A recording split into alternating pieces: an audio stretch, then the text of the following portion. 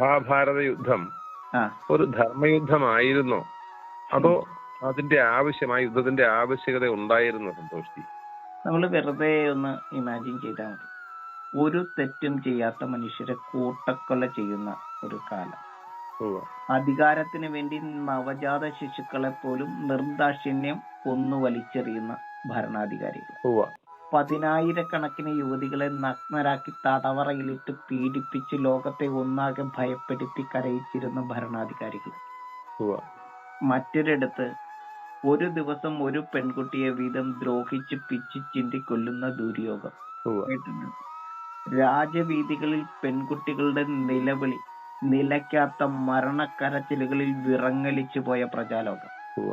അഭയമേകുവാൻ ആരുമില്ലാത്ത അതിഭീകരമായിട്ടുള്ള ഈ നാരീ നരനായാട്ടില് ഭയന്ന് ജീവനൊടുക്കിയത് ലക്ഷക്കണക്കിന് പെൺകുട്ടികൾ.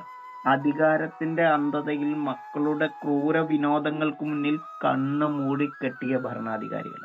ചിന്തിക്കാൻ പറ്റുമെങ്കിൽ പണ്ഡിത സദസ്സുകളിൽ പോലും സ്ത്രീകളെ നഗ്നരാക്കി അവഹേളിച്ച് ചൂതാടിയിരുന്ന അധികാരികൾ.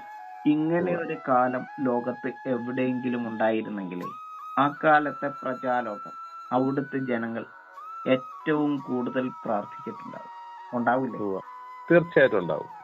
അവരുടെ പ്രാർത്ഥനയുടെ ശക്തി എന്തായിരിക്കും? വലിയ ഫലം ഉളവാക്കുന്നതായിരിക്കും.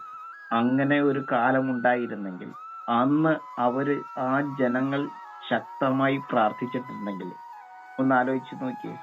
ഏറ്റവും കൂടുതൽ ജനങ്ങൾ പ്രാർത്ഥിച്ചിരുന്ന യുഗം അങ്ങനെ ഒരു കാലഘട്ടമായിരിക്കില്ലേ? തീർച്ചയായിട്ടും അതെ.